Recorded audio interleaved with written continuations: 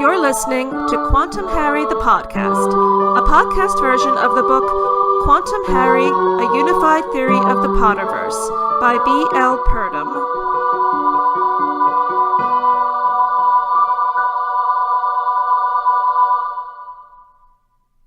Episode 12, Grow Up Now. This episode of Quantum Harry the Podcast and the next two, 13 and 14, comprise a 3-episode arc exploring the role of toys, games, and fairy tales in Harry Potter and the Chamber of Secrets. If you want to hear about this topic applied to Harry Potter and the Philosopher's Stone, go back to episode 10 and then continue on to episode 11 before listening to this one. I'd like to begin this episode with a quote from chapter 14 of Chamber of Secrets. Madame Pomfrey was bending over a 5th-year girl with long curly hair. Harry recognized her as the Ravenclaw they'd accidentally asked for directions to the Slytherin common room. And on the bed next to her was... "Hermione!" Ron groaned. Hermione lay utterly still, her eyes open and glassy. In the last 2 episodes, I talked about the way that toys, sweets, and games shaped the plot or segued into battles that propel the plot in the first Harry Potter book. This doesn't ease up in Harry Potter and the Chamber of Secrets, in which a particular fairy tale is also added to the usual mix of games, toys, and sweets shaping the story. Early in the second book, Harry visits the Weasley house for the first time. Ron's room is covered in paraphernalia from his favorite Quidditch team, the Chudley Cannons, which is a name that includes a weapon. Ron is marked as a future warrior because of his proficiency at chess, but his insecurity is also showing due to his allegiance to the Cannons. This team is 9th in a league of 13 teams, and their motto is, "Let's all just keep our fingers crossed and hope for the best." Quidditch and games are frequently key to this book, and again games segue into battles. However, the most prominent game this time is that the plot is shaped by one of the most famous fairy tales of all time, Little Red Riding Hood. I'll go into detail about that in the next episode. There's also a fairy tale in Deathly Hallows called The Three Brothers by the wizard writer Beedle the Bard. This tale is instructive to Harry, and in the final book, we see yet again that Voldemort disregards fairy tales, children, childlike beings like house elves, and children's toys and games to his peril. Looking at Grimm's version of Little Red Riding Hood beside Rowling's, plus some other works for young people, we can see that Voldemort has something in common with many fairy tale villains. He tries to make more than one child grow up too soon, because he doesn't value childhood or the natural life cycle, which of course eventually leads to death, which he also tries to avoid at all costs. When childhood and its trappings are not valued, the next logical step by the enemies of childhood, toys, games, and imagination is to have a child skip it and go directly to adulthood, or to just skip over the rest of that child's life by killing the child.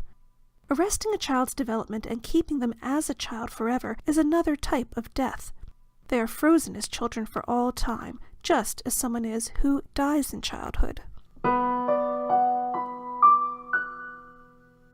Many readers have picked up on numerous sexual overtones in the climax, no pun intended, of Harry Potter and the Chamber of Secrets. There's a descent into a forbidden chamber through a long, slimy tunnel accessed through a girl's bathroom. There's the Basilisk, the king of snakes, moving through this tunnel. Okay, here I believe J.K. Rowling is making a joke that is absolutely intended for her adult audience, even as it flew over the heads of kids reading the books. Only Harry, Ginny's future husband, can enter the chamber to rescue her, while her brother Ron and her teacher Gilderoy Lockhart are trapped on the other side of a fall of rock. For either of them to enter the chamber to retrieve her would be symbolic incest, in one case brother-sister incest, and in the other adult-child incest. This is also why Ron and Hermione enter the chamber together in the 7th book, and soon after they share their first kiss. J.K. Rowling is not suggesting that Harry and Ginny actually have or should have sex, even symbolically, in the chamber. In fact, they're saved from the chamber, a symbol of sexuality to which they're subjected too soon, because Tom Riddle has been attempting to symbolically mature them too early, entering a chamber that is womb-like and full of sexual symbolism, but is designed to bring death. Skipping childhood and going directly to adulthood is, in many stories, a kind of death. In Ray Bradbury's Something Wicked This Way Comes, and in Cornelia Funke's The Thief Lord, a boy rides an enchanted carousel, but afterward he disembarks the carousel as an adult, having skipped the rest of childhood and adolescence. This is treated as a tragedy.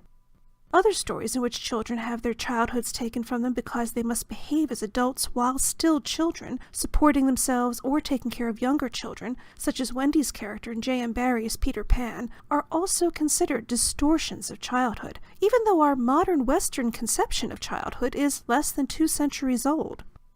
In these stories, skipping the normal maturation process is no better than remaining a child forever, like Peter Pan. The natural order has been violated. The lost boys in Peter Pan are not just lost because they're in Neverland. They're not permitted to grow and mature, which is analogous to their having died as children. This is why it's appropriate that Nancy Farmer uses the term lost boys to label child clones in her book House of the Scorpion. Farmer's lost boys will eventually be used to provide organs to the adults from whom they were cloned. And this is why it's also appropriate that the film The Lost Boys is about teenagers who've become vampires. Their development is also permanently arrested. They will never truly grow up. Children who die are frozen in memory as children for all time. They never age. The petrifaction of the Basilisk victims in Chamber of Secrets is a similarly unnatural fate. J.M. Barrie wrote, "All children except one grow up." But maybe that should be all children except one, and except any children who were killed or petrified by a basilisk. It's worth noting that in Chamber of Secrets, no living human adults are petrified. Instead, the basilisk has made some Hogwarts students into Peter Pans, or lost boys, children frozen as children. Because of this, it's also appropriate that the ghost of Nearly Headless Nick is affected. He's frozen as he was when he died because he's obsessed with the way that he died. This is why he's a ghost. He's a metaphorical permanent child who can never mature. This is also true of Moaning Myrtle, who was killed by the basilisk, so she remains a child for all time, perpetually haunting the girls' toilets, a location on the symbolic cusp of maturity. Her name also refers to a plant that's included in bridal bouquets for memory, which is all Myrtle can do now. Remember. In a June 2003 interview with Jeremy Paxman, J.K. Rowling called the idea of making Harry a Peter Pan who doesn't mature but remains innocent of the appeal of girls sinister. Jane Langton is similarly disapproving of children frozen in one form too soon and not permitted to mature naturally. In Langton's The Diamond in the Window, Eleanor and Eddie Hall are orphans who have mystical adventures in Concord, Massachusetts, where they live with their aunt and uncle, the siblings Lily and Fred Hall. In one of their mystical adventures, taking place in a dream that is all too real, Eddie and Eleanor are very small, walking across the top of a dresser with angled mirrors repeating their images. They enter a mirror and discover that their reflections are not the same thing over and over, but images of themselves that are growing and changing. These are their potential futures, people they haven't yet become. They must carefully choose who they want to be to progress safely through the mirror maze. There are many more possibilities than what Ron sees in the Mirror of Erised. Langton makes it clear that these children don't yet know what their heart's desires are. They haven't yet been frozen into these adults. There's only potential, and this is still technically a game, not a real battle, which their game will evolve into later, though every magical adventure they go on has its dangers. In Langton's second book about the Halls, The Swing in the Summer House, Eddie and Eleanor's new uncle by marriage, who was responsible for the adventures in the previous book, creates more magical adventures for his niece and nephew. He's built a 6-sided gazebo, or summer house, but doesn't have time to finish it before taking a trip. Instead, he boards up one of the 6 archways and paints "Keep Out" in large capital letters on these boards, though the children can still come and go through the other 5 openings. He would prefer that they not go through this one without his guidance, and they promise to abide by his wishes. When he and his wife, the children's Aunt Lily, must leave the children in care of her brother Fred, Eddie, who's very handy, notices that a swing that can turn in any direction would be a good addition to the summer house, and he installs one. He and his sister Eleanor soon discover that the summer house is magical and somewhat dangerous when their rambunctious friend Oliver hops on the swing, laughs at the keep out sign, and breaks through the boards, swinging out through that archway and disappearing. The game of playing on a swing has quickly turned dangerous, and they now understand why their uncle boarded up that opening. Because they promised not to go through that archway, Eddie and Eleanor seek Oliver by swinging through the other openings. After they've gone on adventures through 4 archways, which take them to different worlds, adventures that all begin as games and become far more dangerous, they find that they can't go through the 5th one, just as there was that one door Harry couldn't go through in the Department of Mysteries. There's only one opening left. They know that they have no choice but to enter the Forbidden Archway. 4 of the 6 openings have legends above them that reflect their adventures. The one they can't go through because the swing won't turn that way is labeled Your Heart's Desire. Both Langton and Rowling know how tempting this sounds. The Forbidden Archway, however, is labeled Grow Up Now. Along with Oliver, 2 other characters are introduced in this book. Georgie Dorian, a 4-year-old who desperately wants to learn to read, and her mother, a widow who Eddie and Eleanor's Uncle Freddie has fallen in love with. After going on an adventure with Eddie and Eleanor through another archway, Georgie is aware of the summer house's magic and knows what the labels on the openings say because Eddie and Eleanor read them to her and she memorized them. Believing her reading problem would be solved if she could grow up now, she goes through the keep out sign that Eddie rebuilt after Oliver disappeared. She enters the Forbidden Chamber. When Mrs. Dorian, Georgie's mother, realizes that this is where her daughter has gone, she also swings through the archway. Eddie and Eleanor decide to follow her, despite their promise to their uncle. Rowling is hardly the first writer to depict children making difficult moral choices. Harry knows that promising not to look for the Philosopher's Stone is a moot point when Voldemort might get his hands on it. Eddie and Eleanor have lost a friend and exhausted all other means of finding him. Now another friend and an adult are missing. They feel they have no choice but to break their promise. Warning, spoilers follow here and later in this episode for the end of The Swing in the Summer House, but I still encourage everyone to read it and The Diamond in the Window. Anyway, when Eddie and Eleanor swing through the Forbidden Archway, they find that they are still in their town, in their garden. But it's a very quiet version of their world, and they quickly realize that it's not their world. They find Oliver, Georgie, and her mother, who are now stone statues, as though petrified by a basilisk. Philip Pullman also addresses the issue of freezing children perpetually in their pre-adolescent state in a series of books called His Dark Materials. The 3 books are The Golden Compass, which is the American title. It was called The Northern Lights in the UK, The Subtle Knife, and The Amber Spyglass. The heroine of the series, Lyra, lives in an alternate reality where an aspect of human souls lives outside their bodies in the form of a daemon, D-A-E-M-O-N. This external manifestation of the soul is a shapeshifter before a person reaches adolescence, morphing from a mouse to a sparrow to a moth to a bobcat in the blink of an eye. This is similar to Eddie and Eleanor seeing their possible futures in the images they encounter in the mirror maze.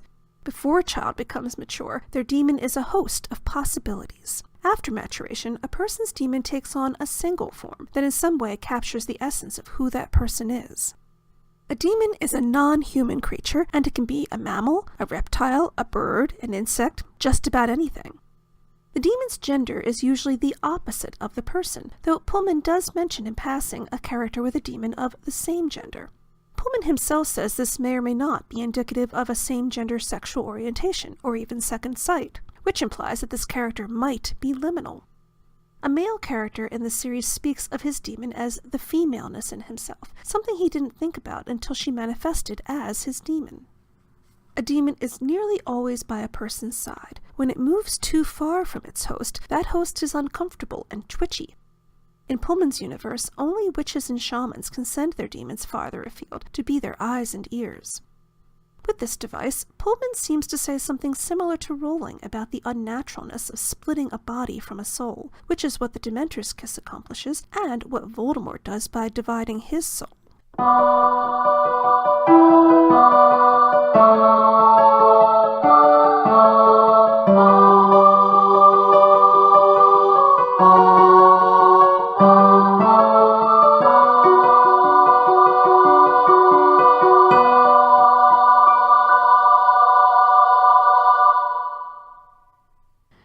At various times in his dark materials, adults try to prevent children from growing up, which can be viewed both as the children becoming sexual beings and becoming sentient moral beings, which is to say, they become capable of immorality. In a misguided attempt to save children from the sin stemming from spiritual and sexual awakening, adults try to prevent the maturation process by separating children from their demons, which remember are the same thing as their souls. Adult survivors of the still experimental procedure are depicted as zombie-like, going through the motions of life, placid and obedient slaves. It seems to have the same effect as the Imperius curse in Harry Potter, except that Imperius can be resisted. This is reminiscent of another bit of Nancy Farmer's House of the Scorpion, in which people who have chips in their brains are called Eejits, E-E-J-I-T-S, or zombies, Z-O-M-B-I-S. The chips take away their volition. These people no longer even eat or drink unless they're ordered to, no matter how hungry or thirsty they are. They're perfect servants, unquestioning and obedient. 7 years before House of the Scorpion, in his first His Dark Materials book, Pullman already presented the idea of the zombie, Z-O-M-B-I, being a slave created by separating a person from their demon, which is the same as their volition or their soul. Farmer, Pullman, and Rowling all seem to agree about the sinister nature of removing a person's volition. Dividing someone from their will, which seems to be bound up in the soul, is unnatural. At one point in Pullman's story, Lyra's mother tries to arrest her development by drugging her daughter, who is on the cusp of adolescence, hiding her in a cave to protect her from people who want to kill Lyra and permanently arrest her development. In some classic fairy tales, such as Snow White and Sleeping Beauty, the heroine falls into an enchanted sleep or is imprisoned in a place that makes pursuing her untenable, such as Sleeping Beauty again, due to the hedge of thorns, and Rapunzel in her tower, which is as much a symbolic womb as the cave where Lyra is in her drug-induced sleep. A mother or father figure is usually the one causing this unnatural state of affairs. Often the mother is unwilling to let the girl mature and become what amounts to a sexual rival, and in fact, Pullman's hero, the young Will, who falls in love with Lyra, is a little attracted to Lyra's mother. If a father has imprisoned or drugged his daughter, he may be fighting a growing, though subconscious, attraction to her, so he locks her away to keep her from any man, because he cannot have her himself, a fairy tale trope that Shakespeare uses in The Tempest. This often leads to marriage tests, such as the fairy tale motif of a father forcing his daughter's suitors to slay monsters, solve riddles, or just choose from a selection of gold, silver, and lead boxes, which again is a trope that Shakespeare uses, this time in The Merchant of Venice. J.M. Barrie does not depict Peter Pan's state as natural or desirable. Wendy's frustration with Peter's being satisfied to play at being a father, while she plays at motherhood, builds and builds. Wendy knows that she must eventually set these games aside, return to her parents, and grow up. In the end, we're told that she has a child, and that child grows up and has a child, and so on. But adults shouldn't completely forget what it is to be a child. In The Swing in the Summer House, Uncle Freddy, who is an archetypal wise old man like Dumbledore, goes through the forbidden archway to find those who have gone before him and have become, in effect, petrified. Along with Oliver, Georgie, and her mother, now Eddie and Eleanor are also solid stone. But they still have long childhoods ahead of them, and he urges them to remember that they are children. Or in Mrs. Dorian's case, he reminds her how to think like a child, by playing hide-and-seek, calling to all of them, come out, wherever you are!" Unlike many adults, Uncle Freddy has never stopped valuing play, games, and imagination. He's not a child chronologically, but he still values the trappings of childhood. That this call also awakens Georgie's mother is a sign that she and Uncle Freddy are kindred spirits, and before the end of the book, he proposes to her. In most fairy tale cases of arrested development, usually of a girl, this is overcome with a happy ending that includes the equivalent of marriage to her counterpart. In Pullman's scenario, Will, an archetypal youth, awakens Lyra, an archetypal maiden, and eventually takes her to a place where they are alone and can realize their feelings for each other. They are away from adult supervision and the taboos against exploring physical and spiritual maturity. It seems uncoincidental that the youthful hero, whose name is William, is usually called Will. He is always in possession of his will, his own volition, not surrendering it to anyone at any time, the true embodiment of a hero, but also a frightening idea to adults who wish to control a child, or anyone. Pullman tells us that servants nearly always have dog demons and are said to like orderliness, knowing who's in charge, and following commands. He uses the shape-shifting demons again to illustrate Will and Lyra's maturation. From now on, their demons will no longer shift and change, but remain forever in one form. Though he repeatedly mentions a taboo against touching others' demons, and though another person's demon may touch your demon, having a lover touch your demon is described as a cross between physical and spiritual ecstasy. So is Pullman concerned with a physical or spiritual awakening?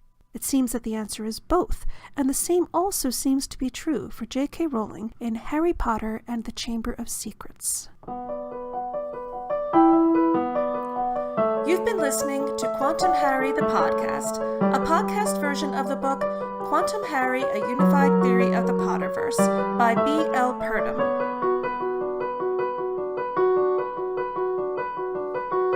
All music heard on Quantum Harry is composed and performed by B.L. Purdom. To ask B.L. Purdom to be a guest on your podcast, send a Twitter direct message to @QHPodcast.